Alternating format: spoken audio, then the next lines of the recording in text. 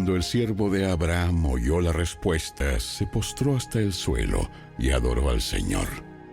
Después sacó joyas de plata y de oro y vestidos y se los dio a Rebeca. También entregó valiosos regalos a su hermano y a su madre. Luego comieron, y el siervo y los hombres que lo acompañaban pasaron allí la noche. Pero temprano, a la mañana siguiente, el siervo de Abraham dijo: «Envíenme de regreso a mi amo». Dijeron su madre y su hermano: «Queremos que Rebeca se quede con nosotros al menos 10 días. Y luego podrá irse». Pero él dijo: «No me retrasen. El Señor hizo que mi misión tuviera éxito. Ahora envíenme para que pueda regresar a la casa de mi amo». Bien. Llamaremos a Rebeca Y le preguntaremos qué le parece a ella. Entonces llamaron a Rebeca y le preguntaron: ¿Estás dispuesta? ¿Estás dispuesta a irte con este hombre? Sí, iré. Entonces se despidieron de Rebeca y la enviaron con el siervo de Abraham y sus hombres. La mujer que había sido niñera de Rebeca la acompañó. Cuando Rebeca partía, le dieron la siguiente bendición: Hermana nuestra, que llegues a ser la madre de muchos millones. Que tus descendientes sean fuertes y conquisten las ciudades de sus enemigos. Después Rebeca y sus siervas montaron en los camellos y siguieron al hombre. Así que el siervo de Abraham se llevó a Rebeca y emprendió el viaje. Mientras tanto, Isaac, que vivía en el Negev, había regresado de Beer-lahai-roi. Una tarde, mientras caminaba por los campos y meditaba, levantó la vista y vio que se acercaban los camellos. Cuando Rebeca levantó la vista y vio a Isaac, se bajó enseguida del camello y preguntó al siervo: ¿Quién es ese hombre que viene a nuestro encuentro caminando por los campos? Y él contestó: «Es mi amo». Entonces Rebeca se cubrió el rostro con el velo, y el siervo le contó a Isaac todo lo que había hecho.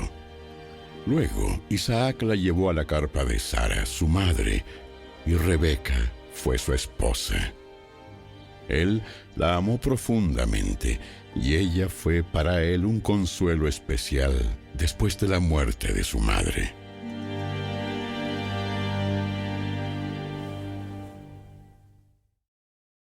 Capítulo 25. Abraham volvió a casarse con una mujer llamada Setura.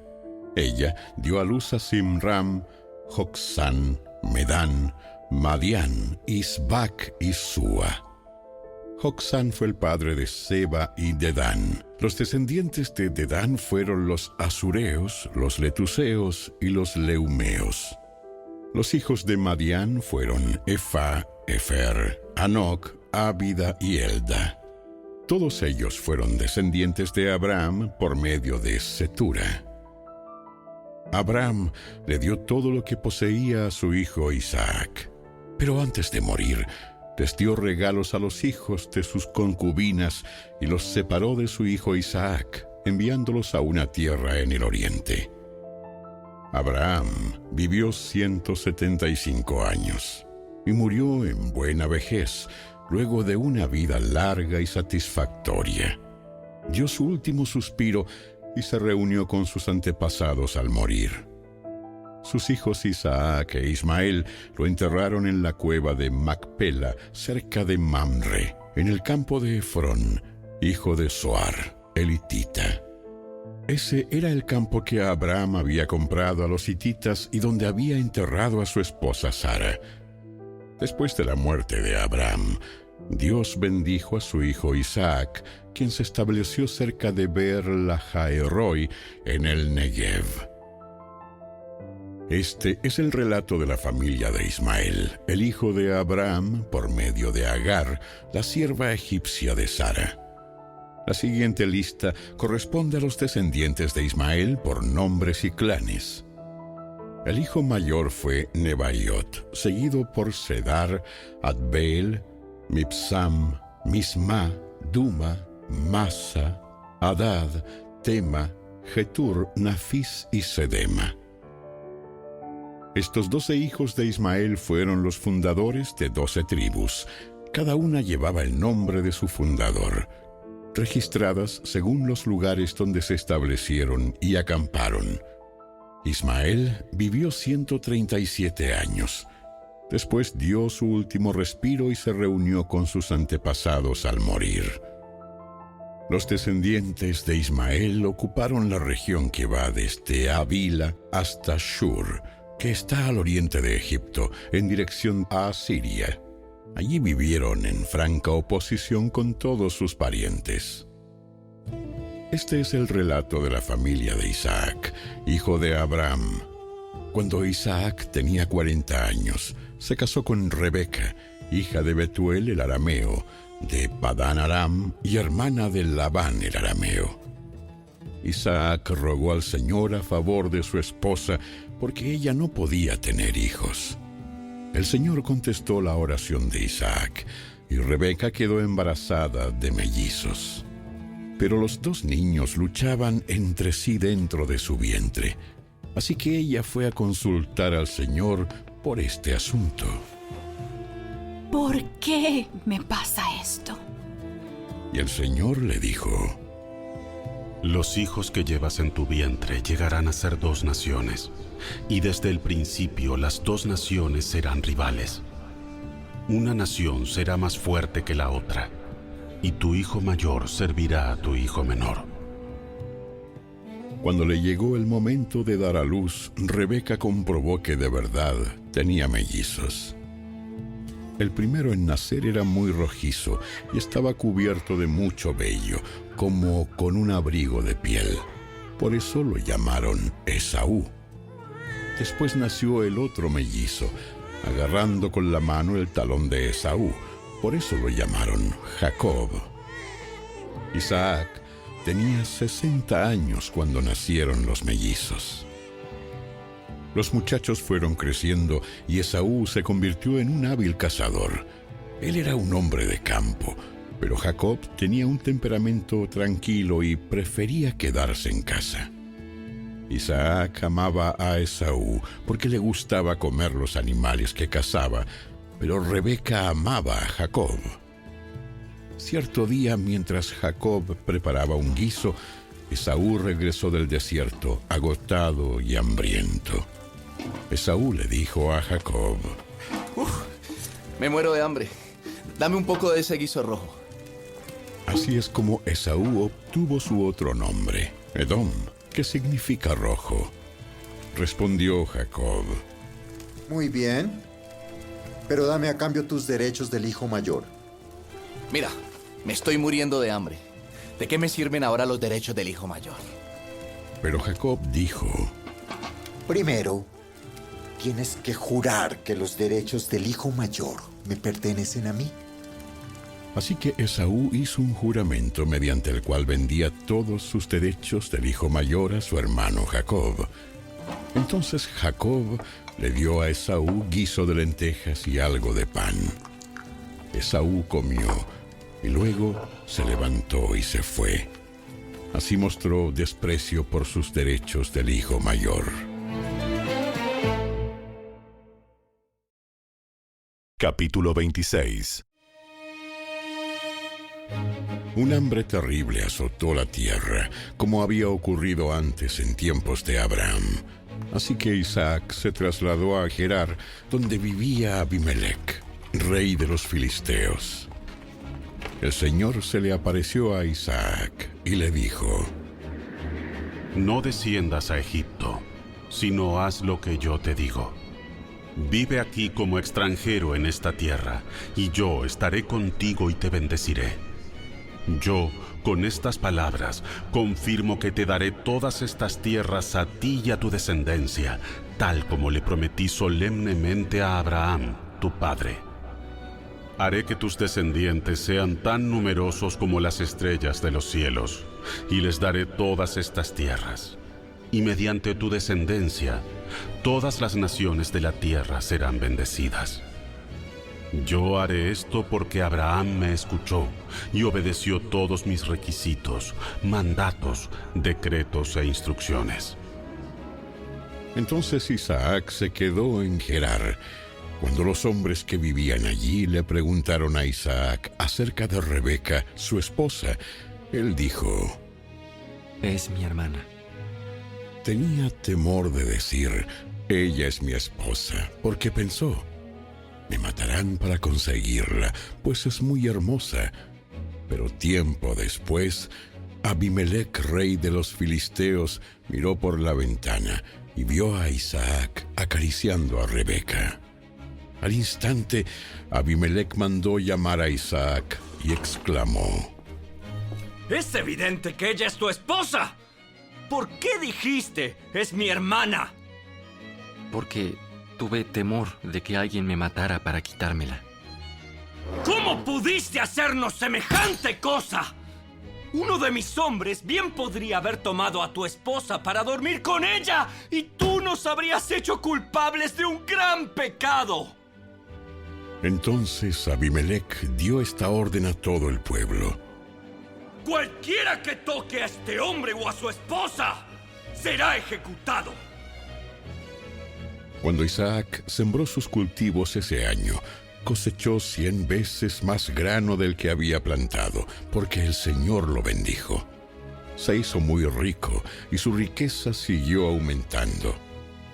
Adquirió tantos rebaños de ovejas y de cabras, manadas de ganado y ciervos, que los filisteos comenzaron a tenerle envidia. Así que los filisteos taparon con tierra todos los pozos de Isaac. Eran los pozos que habían cavado los siervos de su padre Abraham. Por último, Abimelec ordenó a Isaac que se fuera de la región.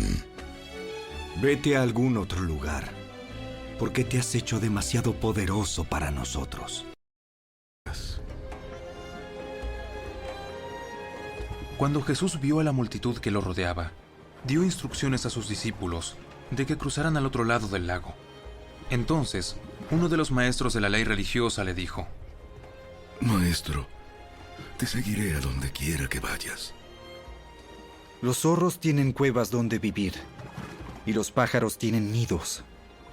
Pero el Hijo del Hombre no tiene ni siquiera un lugar donde recostar la cabeza.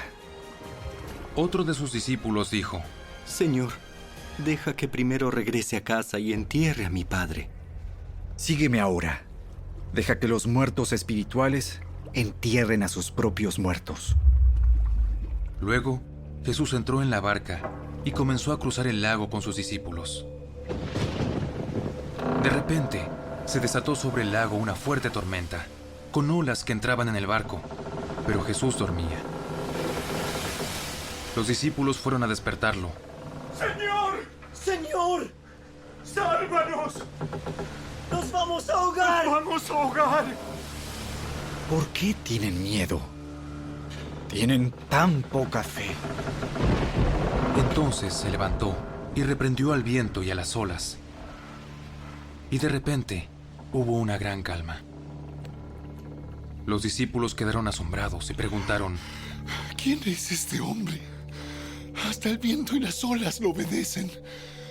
Cuando Jesús llegó al otro lado del lago, a la región de los Gadarenos, 2 hombres que estaban poseídos por demonios salieron a su encuentro.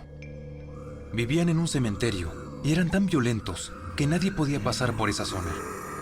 Comenzaron a gritarle: ¿Por qué te entrometes con nosotros, Hijo de Dios? Has venido aquí para torturarnos antes del tiempo establecido por Dios. Sucedió que a cierta distancia había una gran manada de cerdos alimentándose. Entonces los demonios suplicaron: Si nos echas afuera, envíanos a esa manada de cerdos. Muy bien. Vayan. Entonces los demonios salieron de los hombres y entraron en los cerdos. Y toda la manada se lanzó al lago por el precipicio y se ahogó en el agua. Los hombres que cuidaban los cerdos huyeron a la ciudad cercana y contaron a todos lo que había sucedido con los endemoniados. Entonces, toda la ciudad salió al encuentro de Jesús, pero le rogaron que se fuera y los dejara en paz.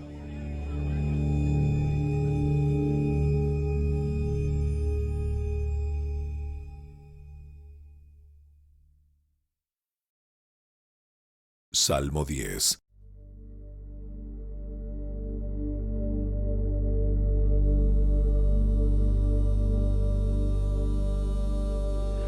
Oh Señor, ¿por qué permaneces tan distante? ¿Por qué te escondes cuando estoy en apuros? Con arrogancia los malvados persiguen a los pobres. Que sean atrapados en el mal que traman para otros. Pues hacen alarde de sus malos deseos. Elogian al codicioso y maldicen al Señor. Los malvados son demasiado orgullosos para buscar a Dios.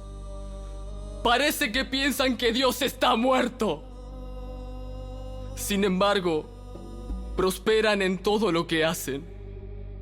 No ven que les espera tu castigo. Miran con desdén a todos sus enemigos.